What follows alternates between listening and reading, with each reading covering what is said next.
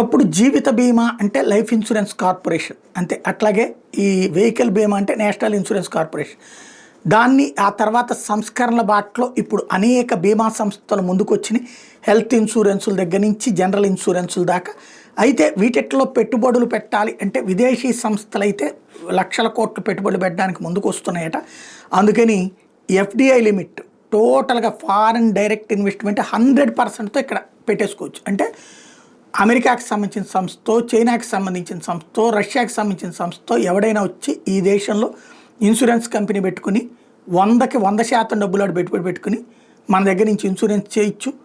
అయితే సెక్యూరిటీ ఎవరిస్తారు అంటే ఇన్సూరెన్స్ రెగ్యులేటరీ అది అట్టిస్తుందంట. అంటే మనం డబ్బులు కడతాం. ఇప్పుడు మనం బతికుండగా మనకి రాదు ఇన్సూరెన్స్ అంటే.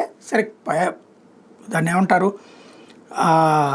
మనం తీసుకున్న పాలసీ టర్మ్ అయిపోతే ఇచ్చేస్తారు. అలా కాకుండా యాక్సిడెంటల్ ఇన్సూరెన్స్ ఇవేంటి మనం చచ్చినప్పుడు మనకి ఇబ్బంది అయినప్పుడు వస్తుంది. ఆ టైంకి ఈ కంపెనీలు లేకపోతే సరిగ్గా ఏంటి అన్నటువంటి ప్రశ్న వస్తుంది. దానికి ఇన్సూరెన్స్ రెగ్యులేటరీ అథారిటీ జవాబుదారీ అని చెప్తూనే విదేశీ కంపెనీలని 100% ఓకే చేస్తున్నటువంటి పరిస్థితి.